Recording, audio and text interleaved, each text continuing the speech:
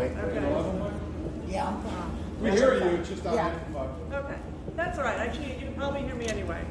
My name is Ann Wheeler, Chair-elect for Prince William County. Thank you all for coming out today. We're hoping to introduce some of our new board members and some of our existing ones, as well as answer questions about our vision for the county going forward. Change has come to Prince William County. Yes. The voters have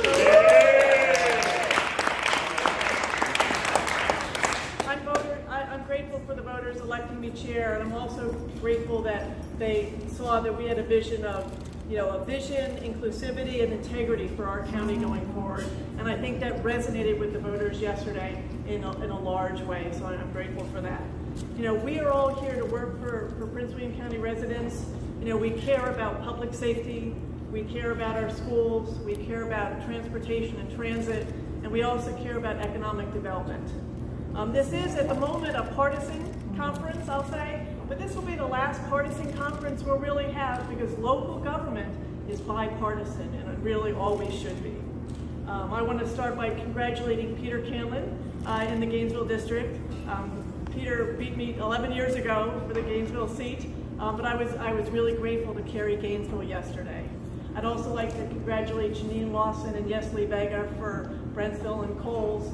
I was grateful to carry those, and what that tells me is that the voters are okay with mixed bipartisan leadership across our county, because we really want all the same things. The good news for me is, if you look at the campaigns, we do all want the same things. When everyone was out, Republican or Democrat, campaigning, everyone wants stronger schools. That was across the board. Everyone wants to preserve open space, and we are going to do that going forward. Everyone is also interested in fixing our roads as usual, and we will all work together as a board to do that. And last but not least, everyone in their campaigns talked about economic development and bringing true economic development to Prince William County, and that will be on our agenda going forward. The vision that voters believe we can work together, and I have a vision that we can all do that really well. At this point, I want to hand it off to some of my, running mates and people we've all been together for a bunch of months doing this, and it's been a wonderful ride. I want to start with our current sitting board member, Victor Angry of the Neabsco district. All right, well, good afternoon, everybody. So here we are on another new day. It was just, 6-7 months ago that I was standing in this room swearing in after winning a special election. I do want to thank my current board, because they have taught me so much in the last 7-8 months about the county, about this process. And my county staff, that's all around me. So it was a vision of mine to get out and meet everyone so they could understand how I operate, and I could understand how they operate and understand the county as well. The biggest thing I learned through that process, and what I heard from a lot of folks, even constituents, in a lot of the cases and the citizen time coming to the dais on Tuesday, is that there's an issue of trust. And so the thing that my biggest focus here has always been that we need to get back to trust. And that's why I say at first, I trust my county staff, right? I trust that the job they're doing is a job that's right for this county. And this board that we have before us today, that's going to be taking effect in 2000, is going to be a board of trust. So that's the one thing that I need for all of our constituents to rally behind, because we're going to have issues that we have to address, but we need to do those collectively as a team. And I'm very excited about this opportunity right here going forward, under some of the backbone of what got me to these last 8 months of being in this position now, that we're going to do greater, bigger and greater things. So thank you.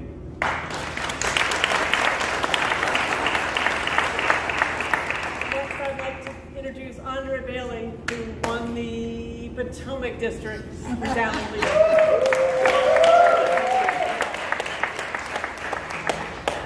Well, good afternoon. It's great when we can come together and talk about our community and embrace the change that's coming about in our community. I want you to know that I echo what my colleagues have said before me, especially Victor, about the trust. I tell you, I've worked with all of these individuals that's standing here with me today, and I know that they are colleagues of quality, they're colleagues that care, they are equipped, and I tell you, we're going to do a great job when we come collectively as a team on that day is to serve you. And so I come before you today saying thank you. Thank you for coming out and empowering us to serve at a greater level and a higher level, to truly make Prince William County the greatest county here in the state of Virginia.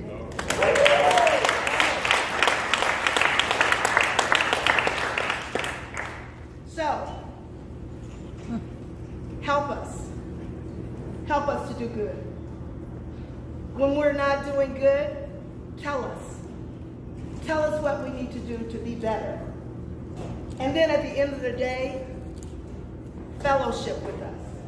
Engage in the political process, not only, but in the community process, to make us be brighter and better, to roll over in the next generation of what's to come.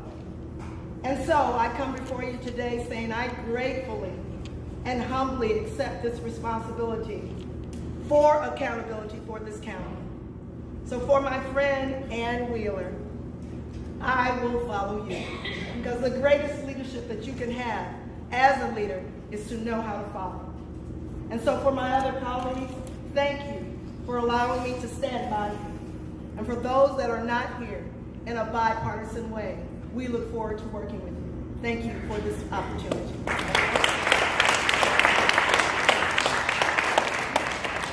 Next we have Kenny Bodie from the Occoquan District. Good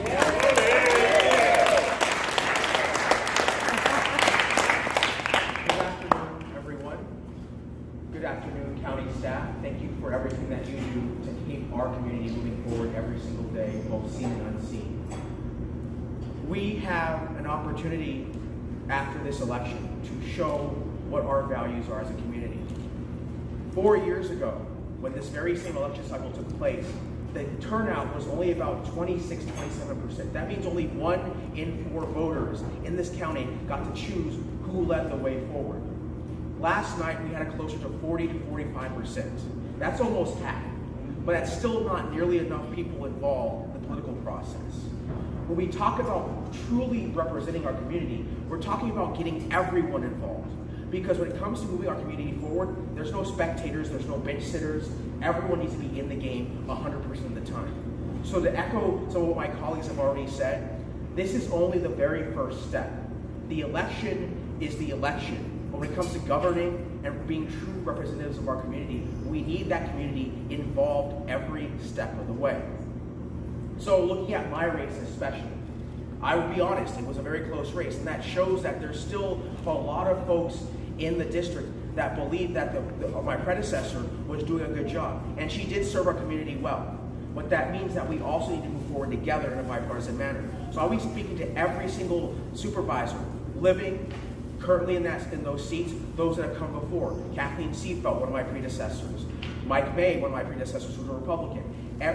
Marty Noe, every single person that we can touch who has some inkling of knowledge, some wisdom to share, some nugget of what came before us, so we can build on that foundation, because we know going in there, there's a lot of wisdom and knowledge that has gone out of that door for one reason or another. And we would be remiss if we did not serve our community fully by ignoring everything those that came before us. So as we move forward, I call upon each and every one of you to stay involved. Know that the next 4 years will be another defining moment in this county's history. Because we can go from being, oh, we're going to do some of what Fairfax does, and what some of Fauquier does, and what some of Stafford does, to everyone looks to us to be the leaders, that shining beacon for the Commonwealth that we know we can be, because we are the most diverse community in Virginia. Thank you so much for your time. I appreciate this moment, and I look forward to working with all of you. Thank you.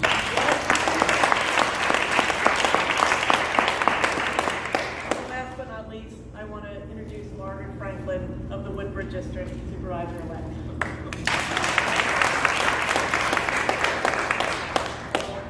First of all, thank you all for being here. Thank you, Ann Wheeler, for really being the leader of our party and of this county and helping us to move forward together. I also want to first start by thanking my staff, Brenda Madrina Frias, for really being there from day one and helping us push forward, both in our primary and now in our general, and also Ashley Roseborough, who helped to manage the race. So thank you to the staff. I also want to say hello to our county staff and to let you know that I'm looking forward to working with you all, looking forward to meeting you all. People ask me, am I ready? I said I've been ready. It's been a year. I'm ready to get to work, I'm ready to start on day one. But let me tell you that I am excited about what's to come. My campaign slogan was "Together, a New Start." And what that means is really starting over, looking at our priorities, figuring out where the challenges have been and how can we take them from point A to point B. I'm excited about those changes that came last night. I'm excited about my colleagues who I'll be working with, but we have a lot of work to do. This won't be easy. It won't be fast. We have to be realistic and set priorities. But I think we can do that if A, we work together, both the Democrats and Republicans, and if we really have a full vision of what this county should be. So we have to start with each other. And I think, like my campaign slogan, together, we have created a new start. We're ready to get to work, and you all can trust us. So thank you.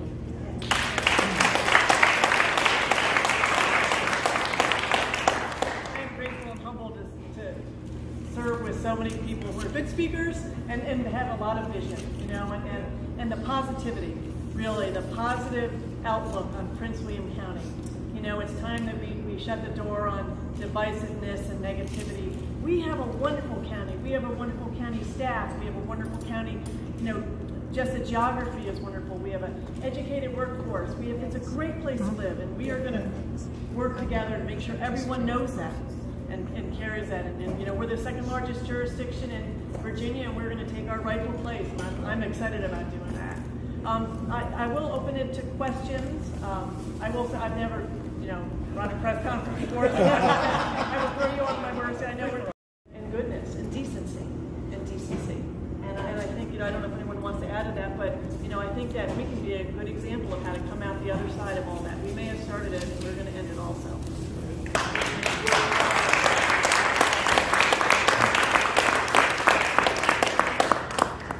Tailing off that a little bit, still waiting on the sheriff's race to go final, but can you talk a little bit about the 287G program, kind of where that's at, what you'd like to see become of that, and what the board's role might be in that discussion? I'll answer that. 287G really was a sheriff's program and a sheriff's decision. And I said that throughout the campaign. He was the one party to the agreement, as was the jail board. It remains to be seen what will happen in that race. I've always said, if 287G remains in our county as an agreement with the sheriff, I want to make sure that we don't spend local dollars on a federal responsibility. We have a lot of unmet needs in Prince William County, and we don't need to necessarily be picking up federal responsibilities if that's going to cost us a lot of money. Part of the problem with 287G is just the name. When you say 287G, it rings a lot of fear in people's hearts, and that's part of the problem. We don't want our communities to live in fear. What will happen going forward? I'm sure no matter what, we're going to have a comprehensive review of our immigration policy across the county. I think that's something that needs to be done, and we'll see how much it's actually costing us. I don't necessarily believe that if we get rid of 287G, we become a sanctuary county. Those aren't legal in Virginia. Everyone knows that. And we're only one of 2 counties that have that specific program. It doesn't mean that we don't cooperate with authorities and we don't believe in the rule of law. Does the board have the authority, have the power, should the incumbent win and want to keep this program going? Does the board have the power to work around that, shut it down, abolish it? My understanding is we don't, but we certainly control the funding for it. And that's something that we really haven't thought about. I don't know if anybody wants to add their thoughts on that, but we really haven't talked too much about it. If we plan to work together with whatever sheriff is elected, because public safety is the most important. All things aside, if we don't have public safety in our communities, we don't have anything. And public safety is our priority. And we don't talk a lot about it now because we haven't, especially with our great police force. And so I think that's something that we'll need to look at going forward. So to add to that, Thank you. if I could add to that, and Madam Chair-elect Wheeler talked about the cost of the monetary price and also the concerns about public safety. I think that when we talk about immigration, we talk about any of these issues, we obviously know that one of our very first duties as elected officials is to keep our community safe. But what goes along with that is what are our priorities, where are we currently spending our money in public safety? We know that, for example, the jail, the detention center where we're currently keeping some of these ICE detainees with 287G is currently going through a shortage of personnel. There's a shortage of correctional officers and counselors. So what we need to talk about is why are we necessarily putting funding towards helping enforce federal law enforcement when we're not even paying our own people properly when it comes to local law enforcement? So it's that kind of broader view of what our priorities should be moving forward that we all want to have. If I just may say one thing, I think the bottom line is that, particularly I represent the Route 1 corridor. We have a lot of immigrant families. The bottom line is that this board is going to protect immigrant families. That's the bottom line, point blank. And that's what we have to do resource-wise to make sure that gets done. We'll do that. Ann and Kenny talked about public safety. That's going to be #1 priority, but that doesn't mean that we can't choose public safety over protecting our immigrant families. We're going to do both, and that's the bottom line.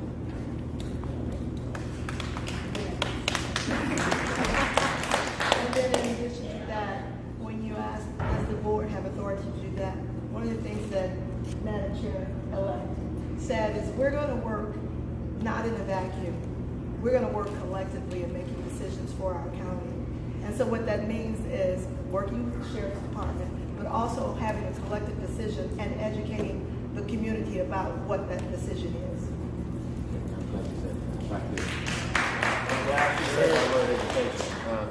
So in my last 6 months, the issue has become education. What is 287G? And there's a lot of mistruths and unknowns and fears out there that we really have to address. And so that's one of the things that I want us to really look into is really, understanding what we're talking about and then educating the population of what that really is and moving forward from there. I think that's really important. Voters in Brentsville and Gainesville have been polarized over land use and development. Yesterday, they rejected Democratic leadership for those respective seats. Can you talk a little bit about what that means for your board as your board is tasked to figure out what to do about the rural crescent?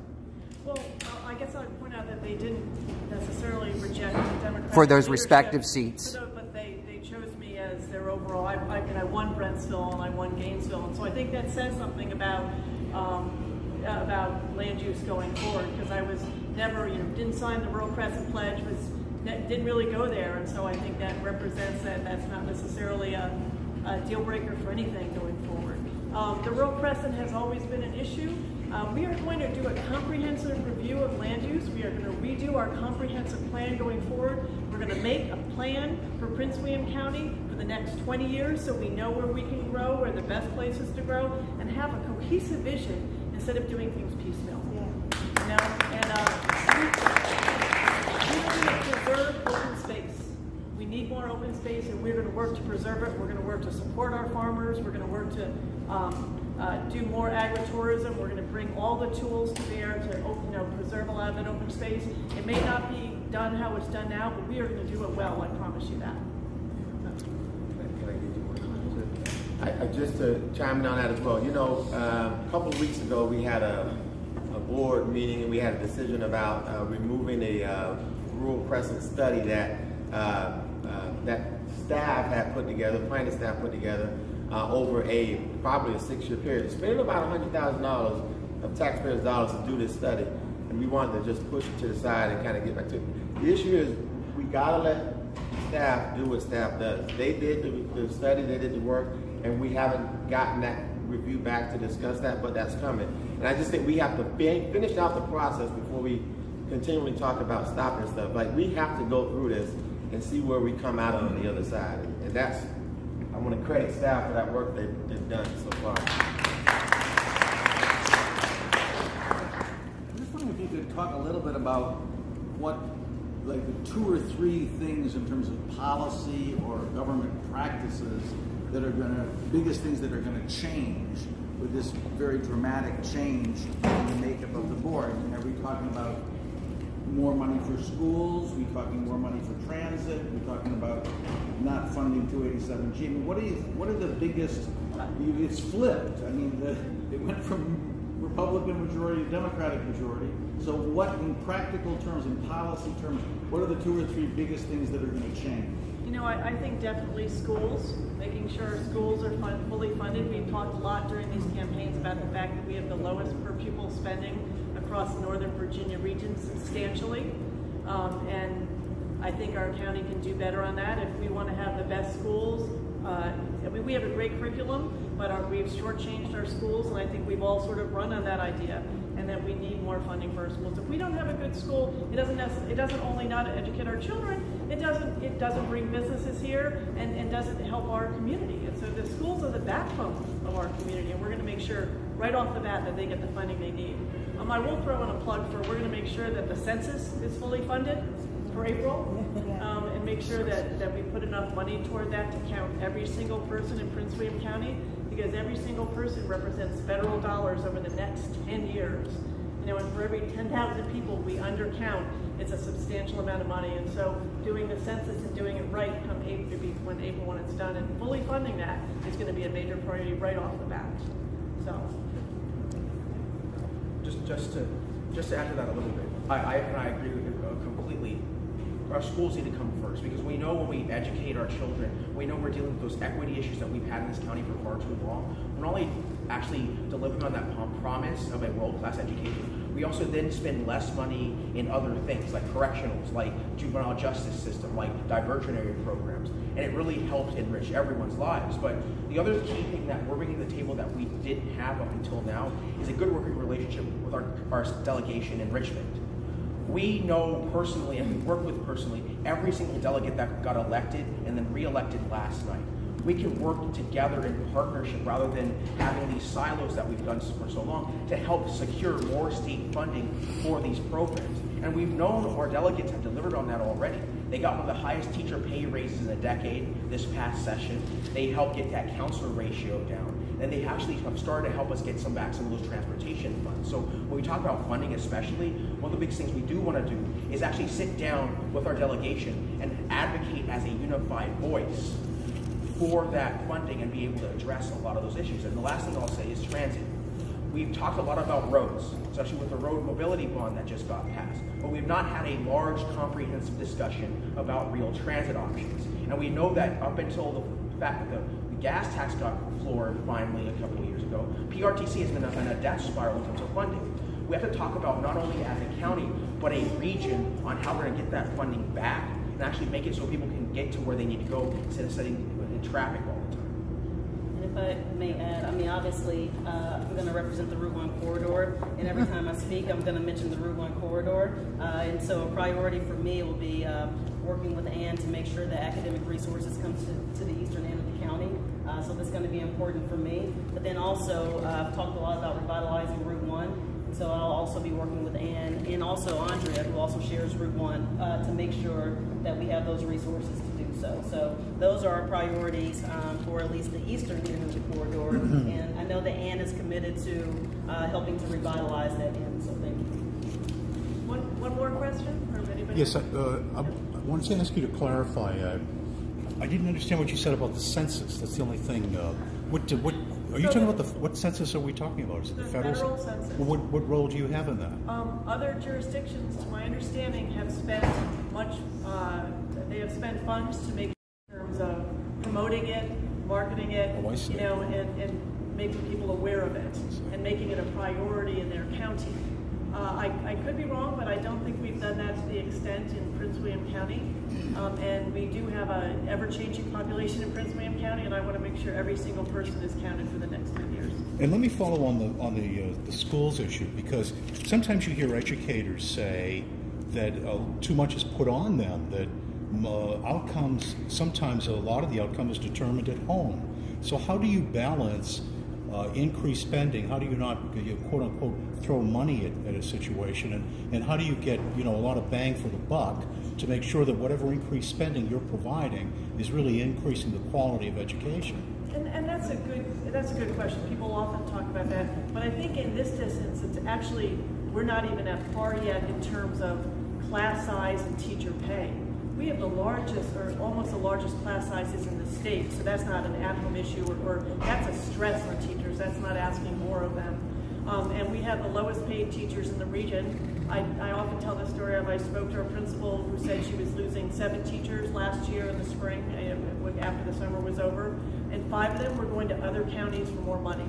So it isn't even really taxing the teachers with more outcomes. It's literally giving them the tools they need to just succeed in a basic way. And we've shortchanged our school system. We have a great curriculum, a great school system, but we've really been shortchanged. Okay, well, may I ask then, do you have an idea of percentage-wise increase, like what you might be looking at? No, but I'm sure they'll tell us. And if I could jump in. It's the worst.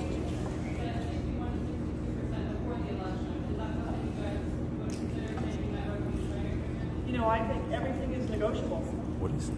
You know, I don't even know what that is. I mean, the revenue sharing agreement is something that perhaps has passed its time, and we're going to investigate that also. But you know, Dr. Latif knows, you know, we got elected, and we want to support the school system as fully as we possibly can. So, thank you all for coming out today. I look forward. I'm excited for the future of Prince William County, as we all are. We have a great staff. We have a great county. We have great citizens, and you know, it's going to be a great next coming year. Thank you. Thank you.